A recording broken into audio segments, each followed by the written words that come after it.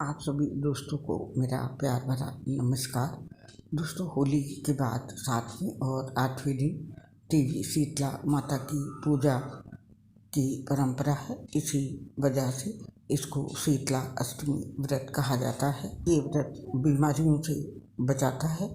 आइए जानते हैं इसके बारे में कुछ विशेष बात और इससे जुड़ी हुई कुछ पारंपरिक कथाएं और इसकी आरती।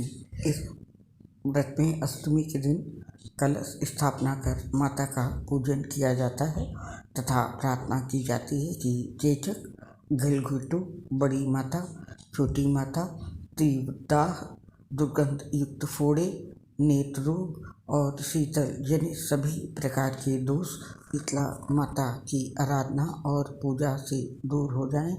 इस दिन शीतला स्तोत्र का पाठ शीतल जनित व्याधि से पीड़ितों के लिए हितकारी है।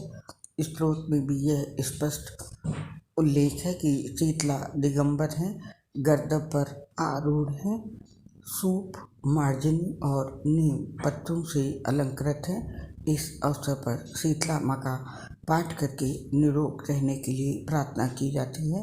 ये स्तोत्र यहाँ पर दिया है, इससे आप प्रार्थना कर सकते हैं। और अब जानते हैं शीतला माता की पौराणिक कुछ कथाएं जो कि इसके महत्व को स्पष्ट दर्शाती हैं। तो आइए सुनते हैं ये व्रत कथा सुनने से पहले अपने दो हाथ में फूल और अक्षत अवश्य ले लें। अब कथा शुरू करते हैं। शीतला माता की जय बोलो। पौराणिक काल की बात है। एक गांव में एक वृद्ध ब्राह्मण दंपति रहते थे। उनके 7 पुत्र और पुत्र वधू थे, किंतु दुर्भाग्यवश सभी पुत्र निसंतान थे। एक वृद्धा ने उस ब्राह्मणी को कहा कि वे अपने सभी पुत्र वधुओं सहित शीतला माता का षष्ठी व्रत करें। उस वृद्धा की बात को मानकर ब्रह्मणी ने अपने सभी पुत्र वधुओं सहित शीतला माता का षष्ठी व्रत किया। इस व्रत के प्रभाव से उसकी सभी पुत्र वधुओं को संतान का सुख प्राप्त हुआ।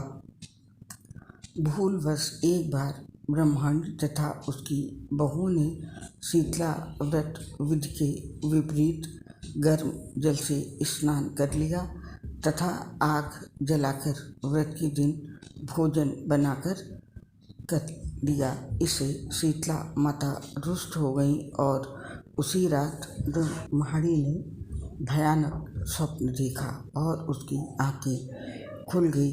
जागृत होने के पर उसने देखा कि उसके परिवार के सभी सदस्य मृत हो चुके हैं। तब देखकर ब्रह्मणी बहुत दुखी होकर विलाप करने लगी। उसके विलाप को सुनकर पास पड़ोस के लोग इकट्ठे हो गए और उन्होंने उस ब्रह्मणी को कहा, ये सब शीतला माता का प्रकोप है, क्योंकि तुमने शीतला षष्ठी के व्रत में गर्म जल से स्नान तथा गर्भभोजन करके व्रत को भंग किया है। ये सुनकर वो रोती हुई घने जंगल की ओर जाने लगी। रास्ते में उसे एक बुढ़िया दिखाई पड़ी।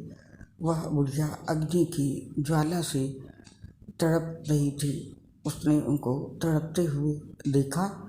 बुढ़िया ने ब्रह्मणी से कहा, इस जलन को दूर करने के लिए उसके शरीर पर दही का लेप करे। तब उस ब्रह्मणी ने कहीं से दही लाकर बुढ़िया के शरीर पर लगाया, जिससे उस बुढ़िया की जलन समाप्त हो गई। तब उस ब्रह्मणी ने उस बुढ़िया रूपी माता से अपने भूल की क्षमा मांगी और अपने परिवार को पुनः जीवित करने की प्रार्थना की। शीतला माता उस ब्रह्मणी का पश्चाताप देखकर उससे कहा कि वो अपने घर जाए और परिवार के सभी सदस्य पर दही का लेप करे। ब्रह्मणी ने वैसा ही किया। शीतला माता की कृपा से ब्रह्माणी के परिवार के सभी सदस्य जीवित हो गए। उस दिन से ही इस व्रत का संतान की प्राप्ति तथा संतान की दीर्घायु के लिए किया जाता है। बोलो शीतला माता की जय। दूसरी कथा संपूर्ण होती है। आप सब अपने हाथ में जो अक्षत और फूल लिए हैं उन्हें धरती पर रख लें। आप अगली कथा सुनते हैं। इस कथा को भी सुनने के लिए हाथ में पुष्प और अक्षत ले लें। पहली उंगली को छोड़कर बाकी उंगली और अंगूठे की मदद से उन्हें पकड़ें। कथा शुरू करते हैं। एक बार एक राजा के इकलौते पुत्र को शीतला निकली। शीतला मतलब चेचक निकली। उसी के राज्य में एक कांची पुत्र को भी शीतला निकली हुई थी। कांची परिवार बहुत गरीब था पर भगवती का उपासक था। वो धार्मिक दृष्टि से जरूरी समझे जाने वाले सभी नियमों को बीमारी के दौरान भी भली भांति निभाता रहा। घर में साफ सफाई का विशेष ख्याल रखा जाता था। नियम से भी भगवती की पूजा होती थी। नमक खाने पर पाबंदी थी। सब्जी में ना तो छौंक लगता था और ना कोई वस्तु तली और भुनी जाती थी। गर्म वस्तु ना वो स्वयं खाता था ना शीतला वाले अपने लड़के को देता था। ऐसे करने से उसका पुत्र शीघ्र ही ठीक हो गया। जब से राजा के लड़के को शीतला का प्रकोप हुआ था तब से उसने भगवती के मंडप में सतचंडी का पाठ शुरू करवा रखा था। रोज हवन व बलिदान होते थे। राज पुरोहित भी सदा भगवती के पूजन में निमग्न रहते। राजमहल में रोज कढ़ाई रब चढ़ती। विभिन्न प्रकार के गर्म स्वादिष्ट भोजन बनते। सब्जी के साथ कई प्रकार के मांस भी पकते थे। इसका परिणाम ये होता था कि लजीज भोजनों की गंध से राजकुमार का मन मचल उठता।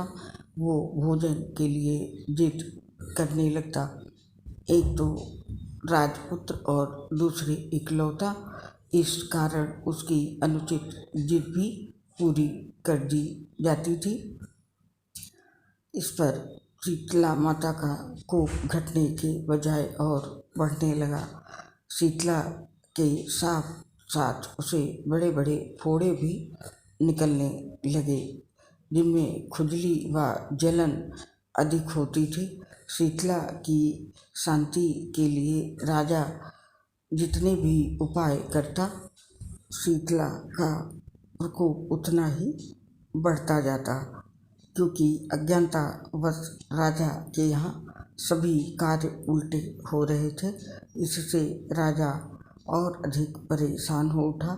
उसकी समझ में नहीं आ रहा था कि इतना सब होने के बाद भी शीतला माता का प्रकोप शांत क्यों नहीं हो रहा है। इस बात से राजा अत्यधिक परेशान रहने लगा था। एक दिन राजा के गुप्तचरों ने उन्हें बताया कि कांची पुत्र को भी शीतला निकली थी पर वो बिल्कुल ठीक हो गया है। ये जानकर राजा सोच में पड़ गया कि मैं शीतला की इतनी सेवा कर रहा हूँ, पूजा व अनुष्ठान में कोई कमी नहीं करी, पर मेरा पुत्र अधिक रोगी होता जा रहा है, जबकि कांची पुत्र बिना सेवा पूजा के ही ठीक हो गया। इसी सोच में उसे नींद आ गई। श्वेत वस्त्र धारणी भगवती ने उसे स्वप्न में दर्शन देकर कहा, हे राजन, मैं तुम्हारी सेवा अर्चना से प्रसन्न हूँ, इसलिए आज भी तुम्हारा पुत्र जीवित है। इसके ठीक न होने का कारण ये है कि तुमने शीतला के समय पालन करने योग्य नियमों का उल्लंघन किया है। तुम्हें ऐसी हालत में नमक का प्रयोग बंद करना चाहिए था। नमक से रोगी के फोड़ों में खुजली होती है।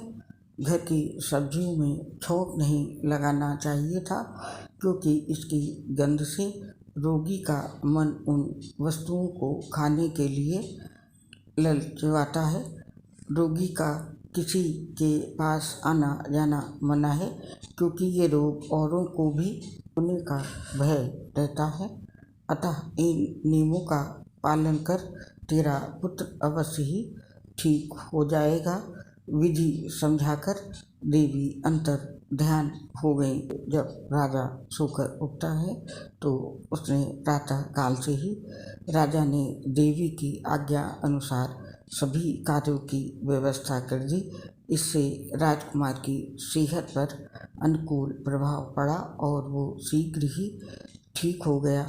इसी दिन भगवान श्री कृष्ण और माता देवकी का विधिवत पूजन करके मध्यकाल में सात्विक पदार्थों का भोग लगाना चाहिए। ऐसा करने से पुण्य ही नहीं मिलता है, बल्कि समस्त दुखों का निवारण भी होता है। शीतला माता की जय। जिस प्रकार से माता शीतला ने उस ब्रह्मणी और राजा को सुख दिया संतान का, उसी प्रकार सभी कथा सुनने और पढ़ने कहने वालों को माता सुख प्रदान करें। शीतला माता की जय। अपने अपने हाथों में लिए हुए अक्षत और पुष्प जमीन पर रखकर हाथ जोड़ के माता से प्रार्थना करें। आइए कथा यहाँ पे संपूर्ण होती है। दोस्तों, इन दोनों कथा से ये निष्कर्ष निकलता है और ये समझ में आता है कि शीतला माता के व्रत में किसी भी गर्म चीज़ का प्रयोग नहीं करना चाहिए और ना गर्म पानी से स्नान करना चाहिए। यहाँ तक कि माता की जो पूजा में जो दिया अर्पित किया जाता है वो भी आटे का बना के देसी घी की रुई लगा के ऐसे ही रखा जाता है, उसे जलाया नहीं जाता है। और दूसरा कि जब भी किसी परिवार में घर में किसी को भी चिकन पॉक्स या मिजल्स, जिसे हम चेचक कहते हैं, इसका हो प्रभाव, तो इन बातों का विशेष ध्यान रखा जाए कि घर में छौंक वौंक ना लगे और भी ये प्रकोप हुआ हो उसे नमक मिर्च तो बिल्कुल भी नहीं देना चाहिए। दोस्तों, मैं बचपन से ही पंडितों जोशियों के संपर्क में रही हूँ। मेरे घर में पूजा पाठ बहुत होता था, इसलिए इन सब बातों का मुझे अच्छी तरीके से ज्ञान है। और अब आप इस आरती को करें माता के सामने। दोस्तों, एक बार प्रेम से बोलिए शीतला माता की जय। और हम आपसे विदा लेते हैं। आपसे मुलाकात होगी नई पोस्ट के साथ। तब तक के लिए आप सबको शीतला अष्टमी की हार्दिक शुभकामनाओं के साथ मेरा प्यार भरा नमस्कार।